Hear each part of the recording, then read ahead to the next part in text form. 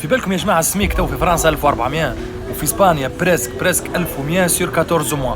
معناها كي جيت تحسبها بريسك نفسهم بالديفيرنس نتاع العيشه والغلاء نتاع المعيشه بين اسبانيا وفرنسا بريسك خير.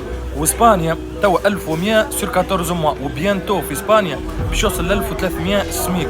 عندهم استراتيجي قاعده تطلع عندها سنين اسبانيا، خاطر كما تعرفوا اسبانيا تسمى معناها لي سالير عندها، حتى لي سالير نتاعها باش يوصلوا 2500 يورو، يعني باش توصل تولي السالارات بين 2000 2200 2500.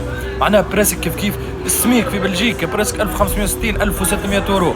معناها كي جيت تحسبها تو بالسميك الجديد ولا باللي سالير الجدد، اسبانيا باش تولي خير منهم الكل، خاطر اسبانيا ما غلطش برشا في المعيشه نتاعها، مين زادت لي سالير للمواطنين نتاعها وطلعت في السميك نتاعها، عكس فرنسا وعكس بلجيكا. هذاك علاش المهاجرين اللي تعيشوا في فرنسا، اللي عندكم برشا تعيشوا في فرنسا، اش قولكم في مش قولكم، معناها هي فكره باهيه، ننصحكم تمشوا لاسبانيا سيرتو، يعني ابار المتقاعدين، حتى اللي مازالوا ما تقاعدوش، حتى اللي مازالوا ما خذوش الروترات نتاعهم ومازالوا يعيشوا في فرنسا، راهي بالحق تدخل تشوف الكورب الاقتصادي بتاع اسبانيا، وتدخل تشوف الكورب نتاع لي سالير وتاع السميك في اسبانيا، راهو تري انتريسون انك تمشي لاسبانيا وتستقر في اسبانيا وتعيش في اسبانيا، خاطر براتيكمون بيناتهم 200 يورو اللي هي هذيك النيفو نتاع العيشه. معناها نفسها العيشه في اسبانيا هي غادي، معناها اسبانيا خضره خير، شمس خير، يعني الحوت خير، وكاهو ولكم حريه الخيار. خلولي في الكومنتات نمشوا لاسبانيا ولا نبقوا في بلجيكا وفرنسا.